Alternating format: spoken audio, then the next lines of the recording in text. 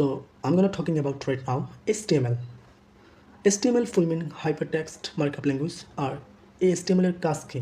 এটা basically HSC ICT chapter 4 chapter যেটা HTML ওইটা নিয়ে আমি কথা বলা ট্রাই করব। সো আমাদের এই HTML কি আসলে? আমরা তো বিভিন্ন ওয়েবসাইট দেখি, তাই না? ই কমার্স ওয়েবসাইট যেখানে আমরা যেমন ফুডপান্ডা এরকম ওয়েবসাইটগুলোতে যেখানে আমরা বিভিন্ন কিছু অর্ডার দিই, এই ওয়েবসাইটগুলো তুমি যখন প্রবেশ করো তখন তুমি অনেক কিছু দেখতে পারো, লাইক নেভিগেশন, তারপর এখানে 3 ডট বা কন্ট্যাক্ট মি, এই জিনিসগুলো একটা ওয়েবসাইটের স্ট্রাকচার তৈরি করার জন্য আমরা HTML ইউজ করে থাকি। তো HTML দিয়ে বেসিক্যালি একটা ওয়েবসাইটের স্ট্রাকচার তৈরি করা হয়। সো এটা নিয়ে আজকে আমরা কিছু কথা বলা ট্রাই করবো। HTML, তো HTML পারতে হলে তোমাকে সর্বপ্রথম ট্যাগ সম্পর্কে ধারণা রাখতে হবে। ট্যাগ কি? ট্যাগ হলো ওই সমস্ত জিনিস যা দিয়ে আমরা স্ট্রাকচার তৈরি করে থাকি আর কি। মানে একটা HTML করতে যখন তুমি লিখতে যাবা তখন তোমার এই ট্যাগগুলো ইউজ করতে হয় আমাদেরকে। যেমন আমরা যখন ইংলিশ রিডিং পড়ি, ইংলিশ রিডিং পড়ার শুরুতে কিন্তু কেউ যদি ABC এগুলো না জানে তখন সে কিন্তু এবার ইংলিশ রিডিং পড়তে পারবে না, তাই না? ঠিক তেমনই তুমি যদি HTML ট্যাগ না জানো তখন তাহলে তুমি HTML কোড করতে পারবে না। তো এই HTML আমাদের ওয়েবসাইটের স্ট্রাকচার তৈরি করার ক্ষেত্রে কাজে লাগে। তো এখন দেখি আমরা, যেমন HTML একটা বেসিক স্ট্রাকচার আছে। যেমন প্রথমে তোমার অনেক সময় বইতে দেখা যায় যে ডক টাইপ HTML লেখা থাকে, ওইটা হচ্ছে HTML5 ওটা লাগে না অ্যাকচুয়ালি। তো আমি এখন HTML এর বেসিক স্ট্রাকচারটা লিখবো। লাইক এখানে প্রথমে আমাদের থাকে HTML, আমাদের যে বেসিক স্ট্রাকচার সেটা ঠিক এরকম HTML। আরেকটা কথা হলো, আমরা যখন ট্যাগ লিখি, ট্যাগ শুরু করার জন্য আমরা greater than less than use করি, আর যখন আমরা ট্যাগ শেষ করি তখন আমরা কী করি, গ্রেটার দ্যান লেস দ্যানের ভিতরে একটা হাইপেন দিয়ে দেয়। ওকে, সরি, স্ল্যাশ আমরা দিয়ে দেয় এরকম, যে তুমি স্ল্যাশ HTML।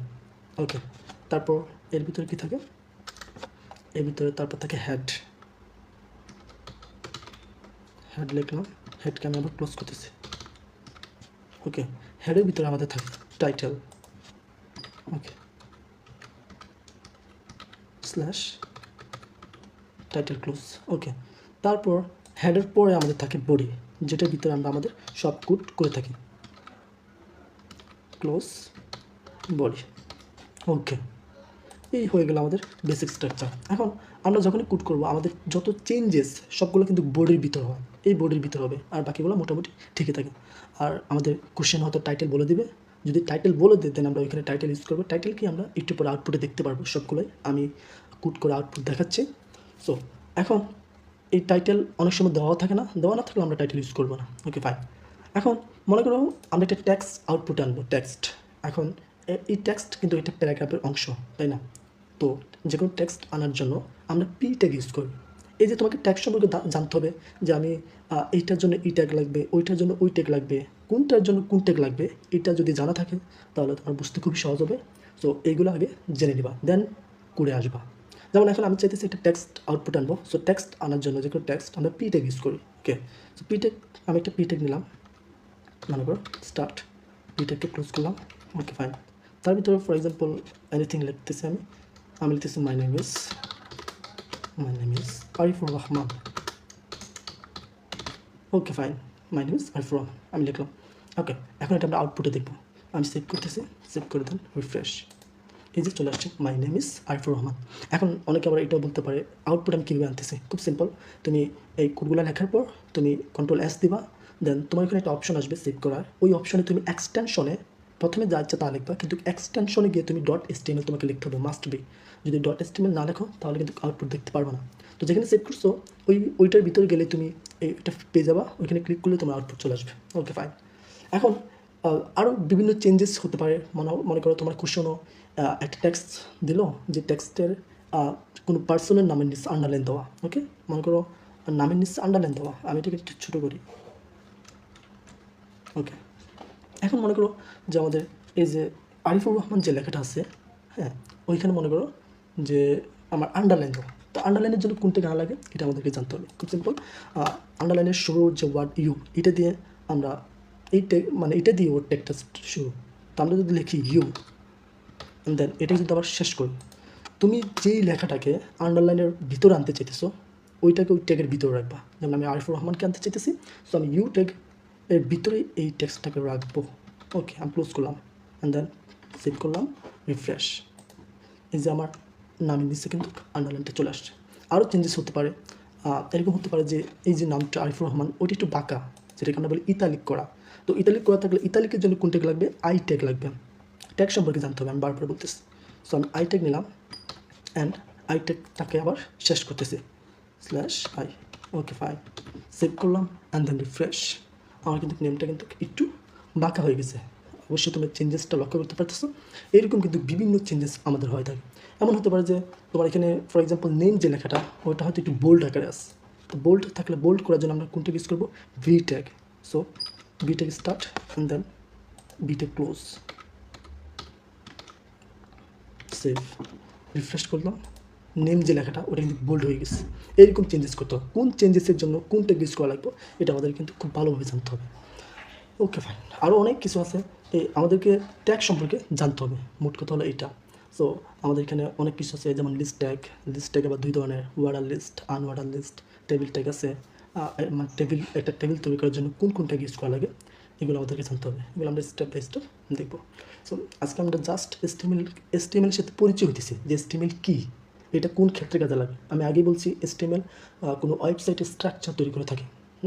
ওকে ওকে সো এখন আমরা আর কিছু দেখতে পারি, যেমন ফর এক্সাম্পল আমরা কিছু লিস্ট ট্যাগ দেখতে পারি। যেমন লিস্ট ট্যাগ কী? যেমন বাজার লিস্ট তুমি চিন্তা করতে পারো। তো ধরো তুমি বাজারে গেলা, এখন বাজারে তুমি 3টা জিনিস কিনবা, একটা বুক, পেন, পেপার, এইগুলোর একটা লিস্ট। ধর পরীক্ষা এটা আসলো যে বুক, পেন, পেপার, এটা একটা লিস্ট। সো প্রথমে মনে করো যে আনঅর্ডার লিস্ট আছে। আনঅর্ডার লিস্ট কি, অর্ডার লিস্ট কি, আমরা আউটপুট একটু পর দেখবো।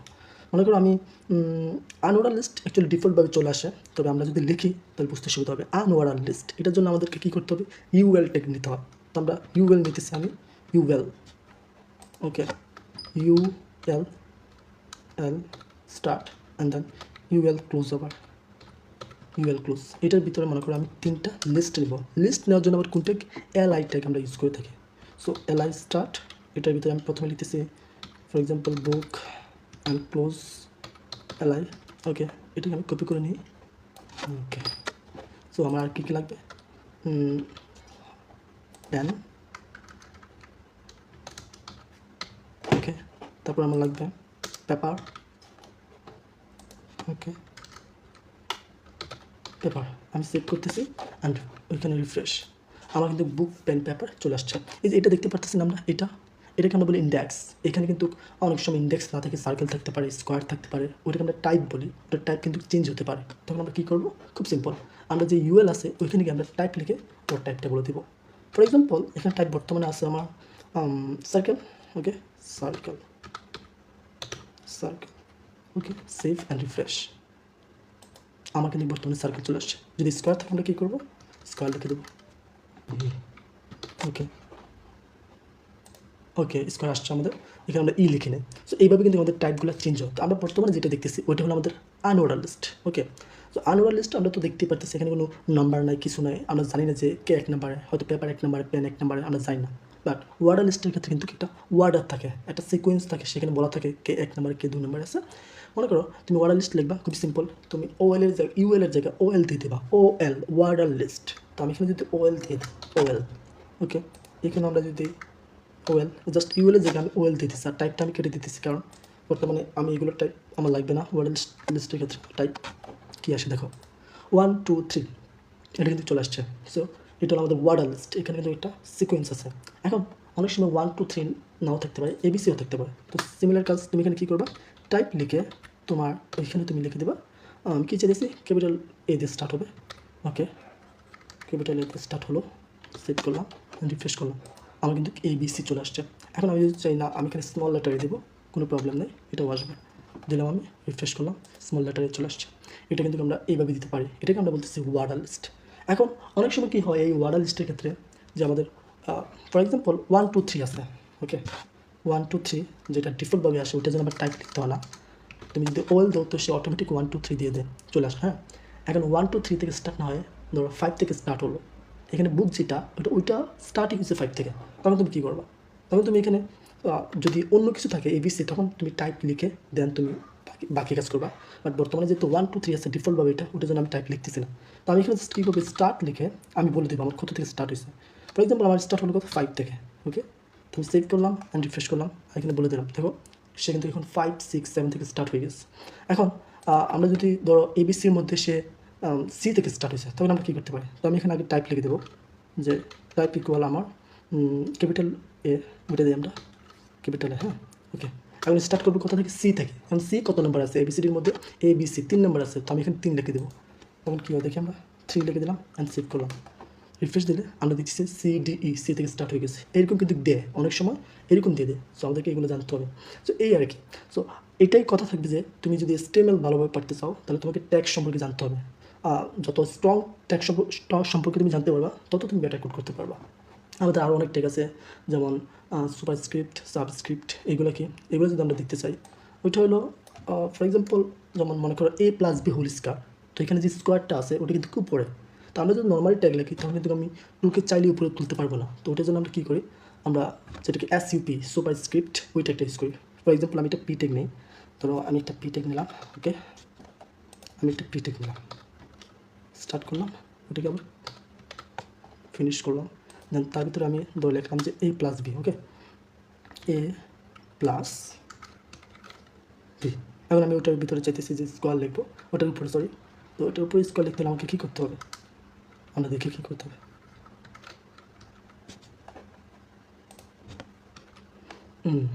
ধর নর্মালি আমি এখানে 2 দিয়ে দিলাম, তো তখন কী হয় দেখো, সেভ দিলাম আর এখানে রিফ্রেশ দিলাম, কী আসলো?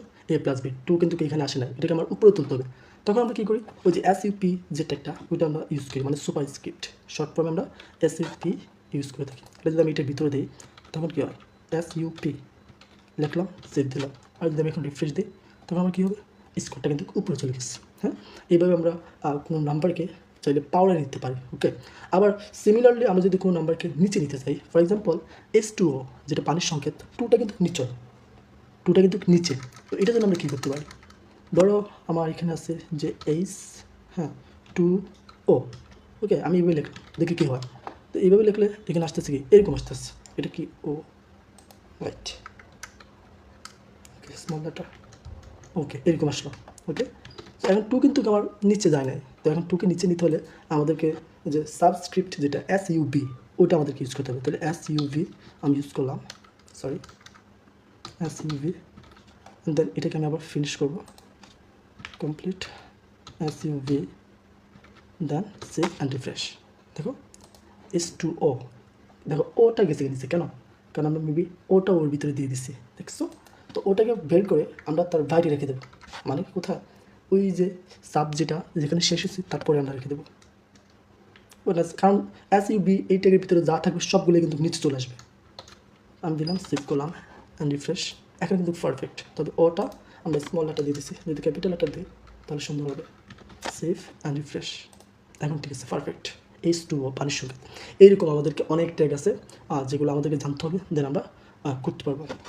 তো আজকে আমি জাস্ট HTML সম্পর্কে আমরা সিম্পল একটা ধারণা নিলাম, আর কিছুই না।